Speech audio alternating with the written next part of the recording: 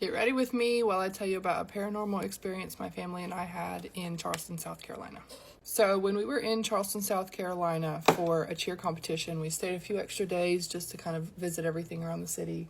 We booked a tour through Bulldog Tours of the jail that's there, and it says that it was a haunted tour.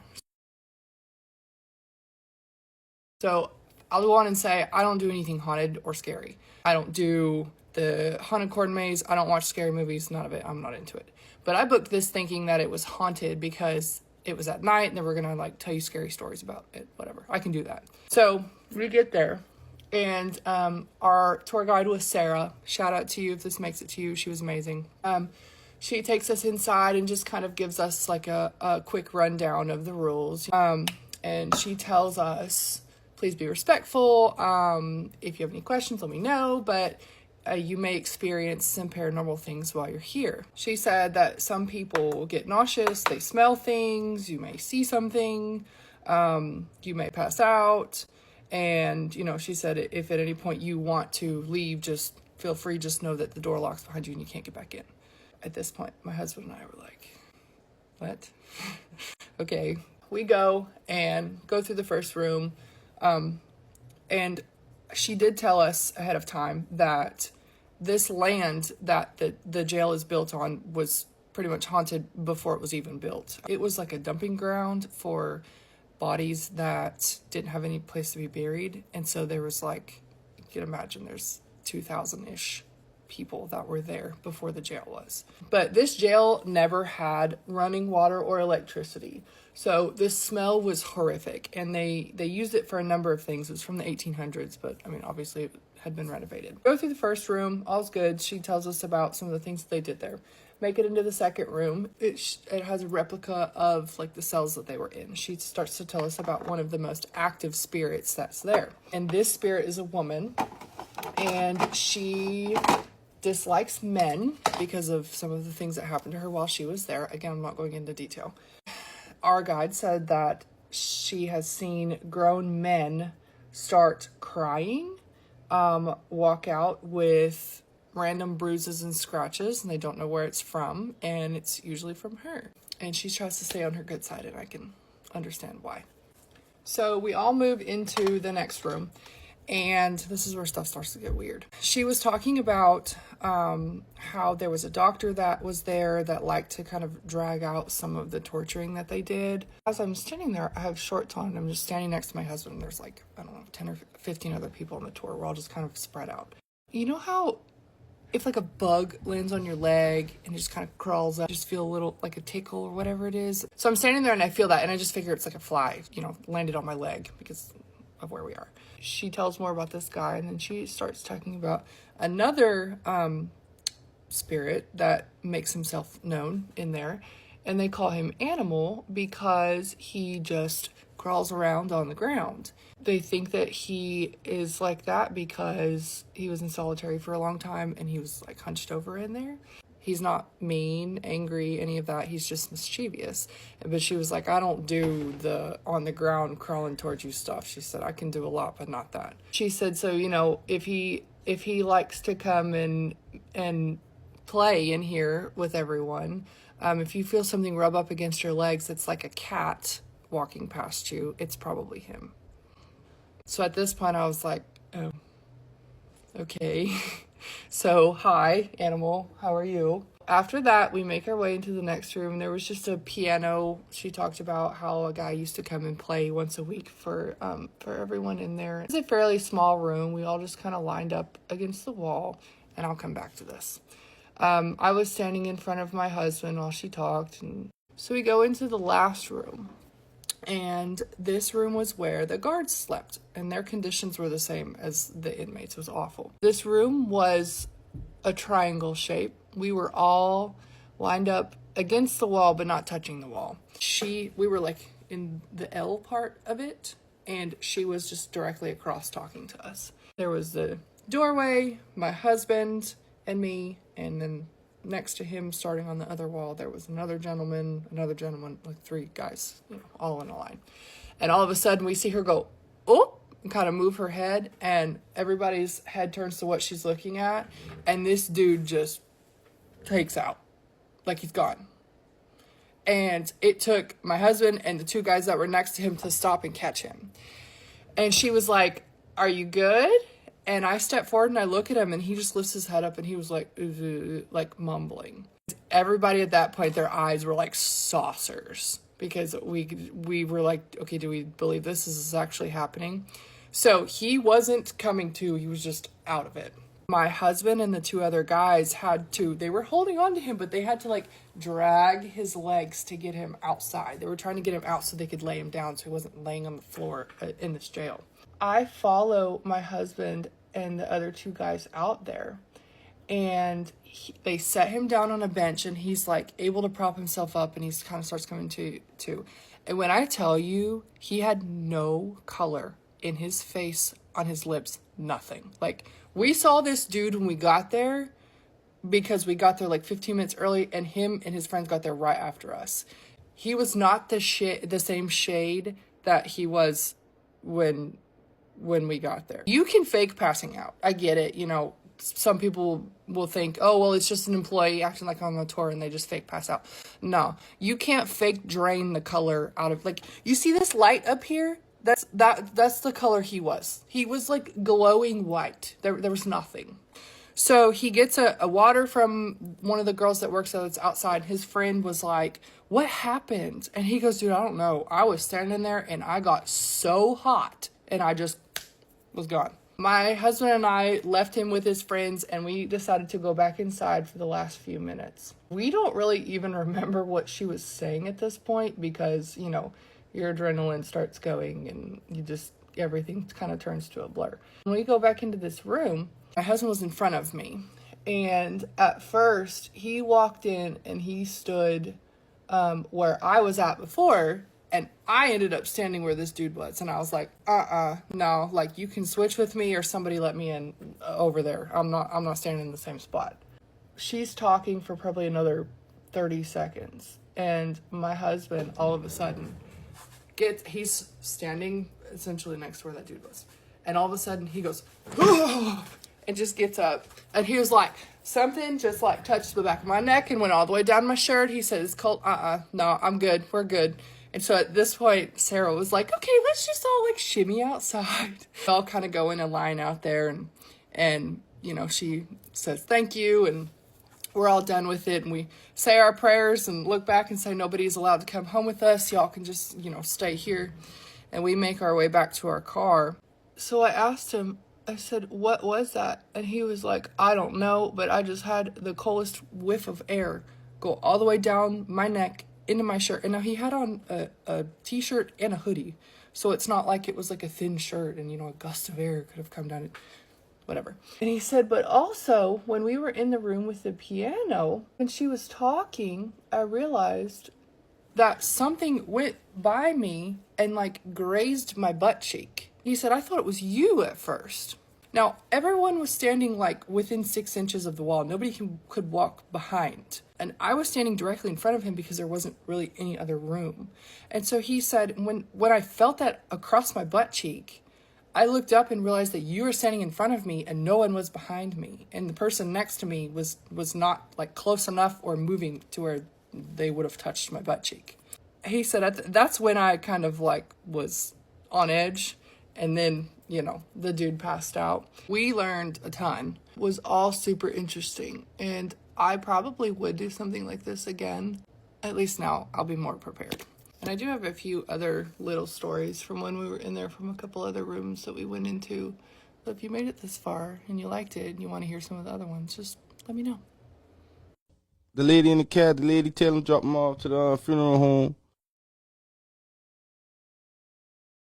He walk in waiting on her. She tell him wait. She tell the cab man wait.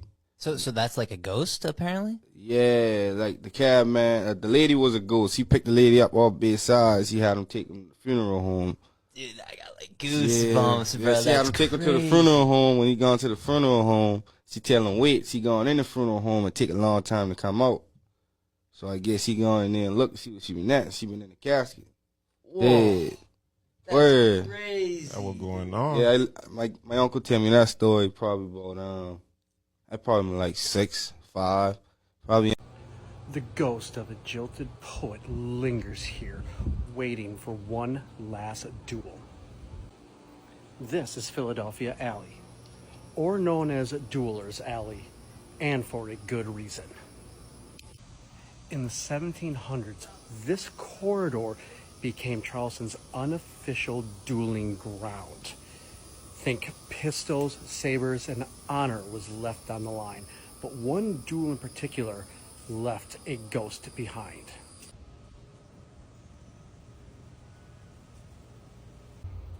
Dr. Joseph Brown Ladd from Rhode Island fell in love with a local woman here in Charleston.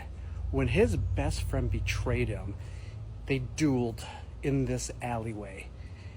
And when that duel happened, Joseph shot his gun in the air, but his friend did not. Joseph died days later, whispering the love of his life's name in agony. As legend goes, some say that he never left this alleyway. If you walk here at night, you are able to hear his footsteps echoing behind you. Some people have even said that they've heard him whisper, and a few people have even said that they have felt them touch their shoulder from his hand. This alleyway was once used for death and heartbreak. Now it's a memory, trapped in brick and shadow.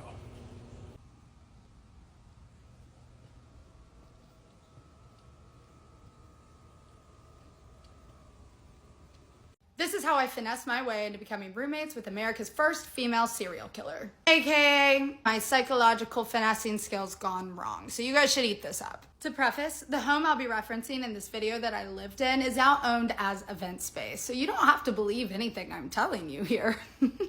You can go check it out for yourself. That roommate still lives there. She's lived there for 200 years. So if you do choose to go check it out, tell my girl I said hey. The year was 2022. I had only been living in Charleston for a couple months at this point. The time had come for me to find a new place to live. I had been scouring Facebook Marketplace and found nothing I could afford because it's Charleston. One morning, a beautiful, bright and shining ad pops up in the most beautiful carriage home of the largest privately owned residence in downtown Charleston, the Glover Skittilly House. It was listed for the right pricing of $650 a month. 22-year-old Nicole was like, ding, ding, ding, sign me up. This is right in my budget, boys. But as you can imagine, $650 a month was in a lot of other girls' budgets too. So after I messaged the girl, she goes, you are welcome to attend our open house, but be aware there is going to be about 20 other girls there.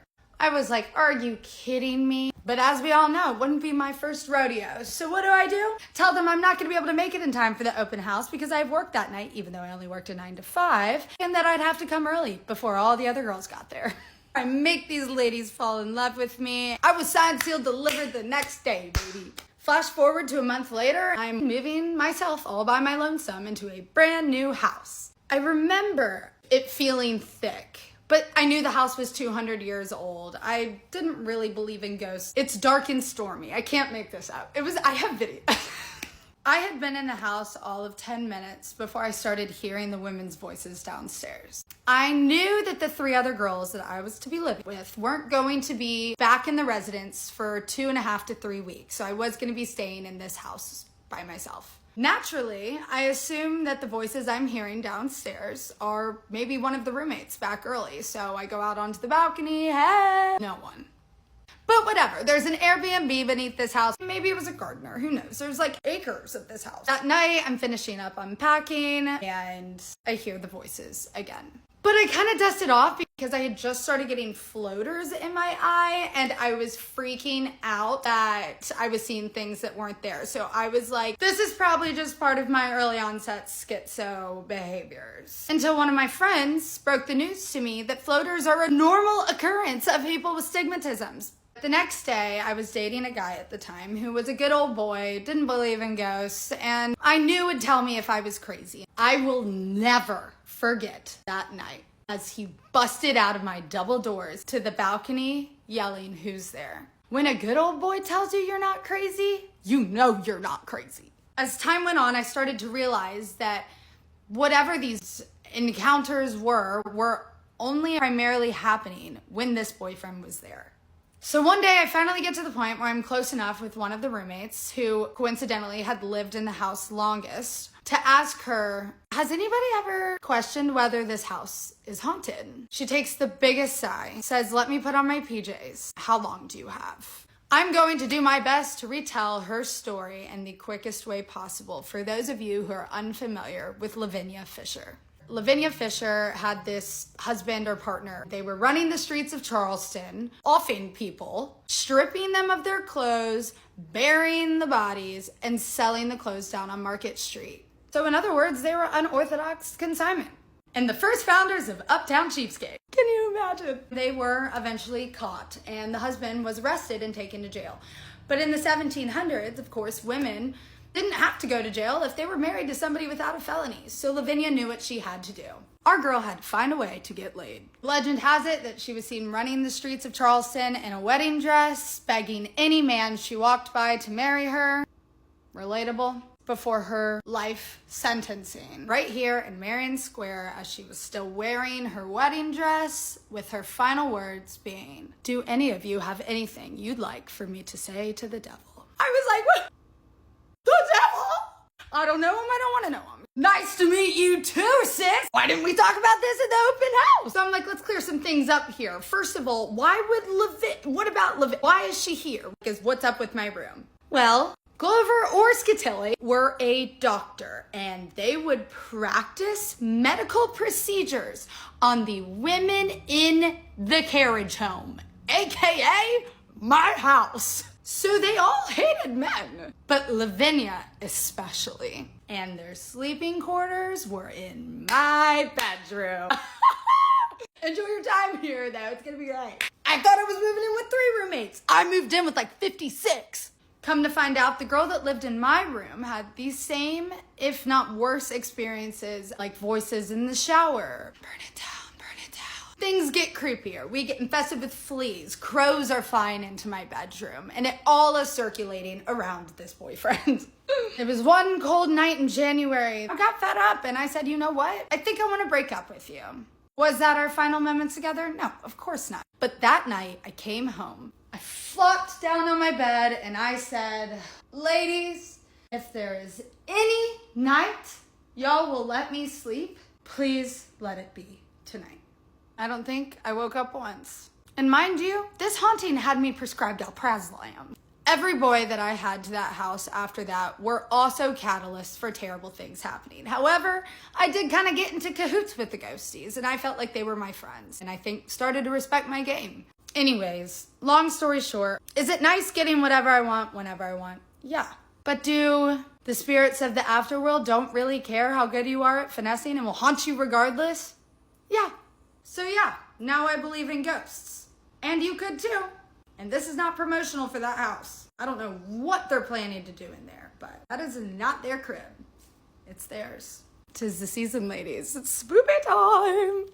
We'll first talk about the ghost of Lavinia Fisher. Her ghost is one of the most famous and persistent entities believed to haunt the Old City Jail. As the first woman executed in South Carolina, her tragic story and legendary last words have left a lasting imprint on the jail. Lavinia is said to appear in a white dress, which is typically associated with the tradition of brides or women in mourning. This may be because of her wedding dress she was allegedly wearing when she was arrested. Witnesses claim that she roams the upper floors of the jail, particularly near cell 9, which is believed to have been where she spent her final days before her execution. Her ghost has been described as having long, dark hair and a calm but eerie presence. Can we show them the older homestead? Yeah, let's go.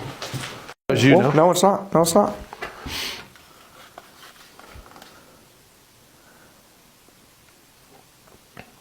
Was that you? Yeah, that's on either side. They went to both. Yeah. Time for a spooky story from my College of Charleston days. So I graduated from the College of Charleston 20 years ago.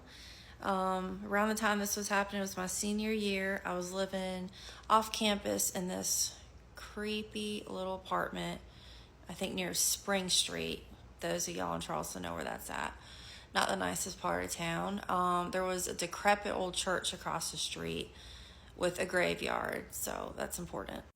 Anyway, me and my roommate moved in. It was summer, and we were on the second floor. It's like you went in through downstairs on the first floor, and there's some really steep stairs to this little apartment. 2-bedroom, 1-bath, kitchen, pretty basic. I did notice that, I don't know, it smelled kind of funky, but I mean, that could have been whatever. The floors were like original hardwood floors, probably from like 100 years ago, no joke. All the windows were sealed shut. They did not open at all. There were some really weird scratch marks in the living room. But you know, whatever. I'm like 21 years old. I'm, you know, whatever, just a place to live for the year. So my roommate and I each had our own bedroom. So it was the living room, the kitchen, her bedroom, bathroom, and my bedroom. This was a really, really old house that had been made into different apartments. So I think it had the original doors. There was probably about this much gap between the hardwood floor and the doors. So it kind of started out, I would be in my room with the door shut, and I would see like feet walking by my door. And I would yell out for my roommate, thinking it was her going by, and she would still be in her room. I'd wake up, or we'd wake up, the refrigerator door would be wide open, all the cabinets would be open. At night, I'd wake up sometimes, and it sounded like someone was in the kitchen cooking. We didn't have any pets or anything. No one else had a key to our apartment. It was just me and her. Then the horrible rotting smells started. It was kind of like all over the apartment. And then we had this random, well, not so random now looking back, fly infestation. My bedroom, the way my bed was, it was like right underneath this window. And I woke up this one morning, no joke, and the entire window was covered in black flies, like live flies. It was like that one movie from back in the day. I can't remember which one it is. With this horrible rotting smell. We checked to see if there was like anything in the apartment that was dead, like, I don't know, rotten food or something. Nothing. Around the same time the smell and the flies started, and you know, the footsteps on the door, we started hearing footsteps upstairs, like really disruptive at all hours of the day and night. We didn't know like if we had some new neighbors that moved in or what the deal was. So it got bad enough that we called the landlord and to complain about the upstairs neighbors, because it was just ridiculous. And you know, I was in college, we were partying, like it was bad enough that it was bad for us, you know what I mean? So we called the landlord and didn't get them. They called us back and they were like, there's nobody upstairs. And we were like, what do you mean? They're like, there's no third floor. And like, I remember feeling like I was gonna throw up. So me and my roommate, we walked outside, we looked up, and sure enough, there was just like an attic area over our second floor apartment. There was no third floor apartment. Like, you could tell there was nobody living up there. I mean, we thought that it could be rats or squirrels or something like that, but I'm telling you, it was heavy footsteps. We would hear like sliding or things like being pushed around up there. So this is continuing probably for about a month or two at this point. You know, I'm obviously not wanting to stay there at the apartment. My roommate was staying with her boyfriend, so I was there alone a lot of the time. Around this time, I started having these horrible night terrors, but in the daytime. I would fall asleep, like in between classes, I'd come back to the apartment and lay on the couch. Next thing you know, I'm asleep, and it was always the same nightmare. I was like on the couch, I was aware of my body, and all I could see was the silhouette, or really the image of a woman, like a rounder woman wearing dark polka dot dress. It was like navy blue or black with white polka dots, hose, and these like kitten heel black high heels. And she was strangling me. She was trying to hurt me. It was always the same dream. It was me on the couch, her trying to strangle me or suffocate me, and me screaming in my dream to wake up, and I could never wake up. So at this point, you know, I was raised Catholic. I had talked to my parents about it. My mom back in Virginia, you know, she sent me the rosary. She's like, you need to get a priest there. Like, this is more than just some paranormal activity. It sounds demonic. So I'm like, yeah, I probably do. So, you know, I'm waiting for her to send me all that stuff. And part of me is not wanting to believe this is actually really my life right now. So it's like a Friday night or something. My roommate and I have a couple friends over. And this is the early 2000s. So we didn't have the flat screen TVs like we have now. We had those big, bulky TVs. And it was set up in the corner in the living room. And I had these little votive candles on top, like 3 little candles. And they're all lit. So there was like something funny on TV. I don't know. It could have been the Chappelle Show, probably. And something funny happened on the show. Like I stood up, I think, to go to the kitchen, and I was laughing. And I stood up, like kind of in the middle of the room. And the votive candle that was in the center of the TV that was lit literally shot at me, dropped on the ground, and spun. Like, swear to God. I was sober. Okay, like this wasn't like a hallucination. This was like real. And there was 3 other people that saw it, and everyone was like, what the fuck? Like, this went from creepy to really creepy to like, now this is like trying to hurt me. At this point, it had probably been about 3 months or so. My roommate at that point had kind of like basically moved out. She was staying with her boyfriend or friends. I would try to stay out too. Like, I didn't want to come back. I got the rosary and everything from my mom, you know, tried blessing the house. I never got a priest to come out there because, you know, I was in my early 20s. I probably didn't want to go to the old Catholic church in Charleston telling them that my apartment was haunted or demonically possessed and I need someone to come help me out because they would have thought I was crazy. But now I totally would have. And, you know, the church that I mentioned across the street, it was an old African-American church. And I don't know if y'all have been to Charleston or old cities. A lot of times they would have like an original graveyard and they would move all the headstones to like out of the way, basically, to like construct buildings, homes, parking lots, parking garages, whatever. So they're disrupting the graves. So we looked at the graveyard and you could see where they had clearly been moved. Like all the headstones were moved. So I don't know what we were sitting on top of.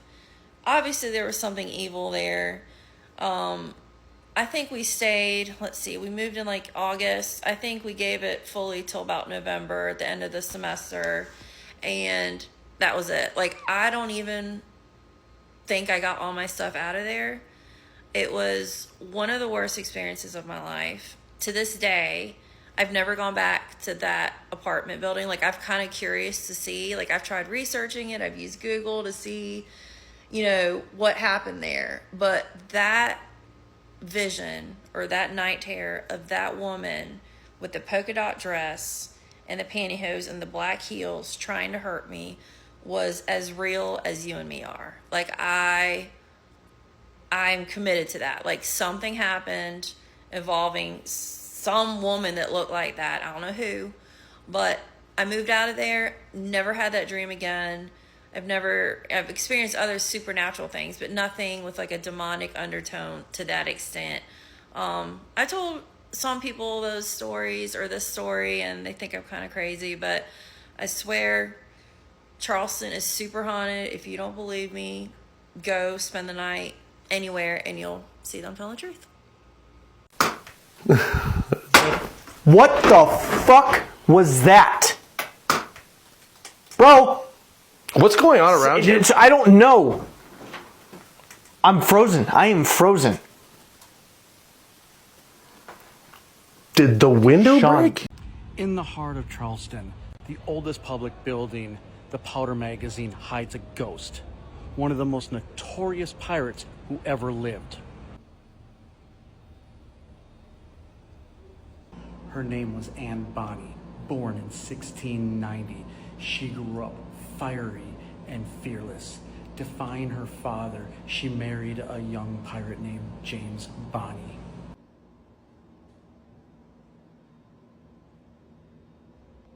She soon met John Rackham. Her temper, her courage, her cunning made her every bit his equal. She fought, she plundered, and she commanded with strength that rivaled the men of her time. Today, museum guests say her spirit still lingers here. Visitors see her peeking out from behind displays as if she is still watching over her plunder.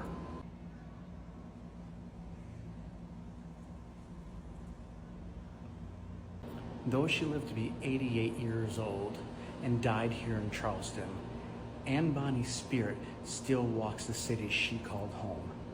Some even say her ghost visits multiple places throughout the city, forever restless, forever bold.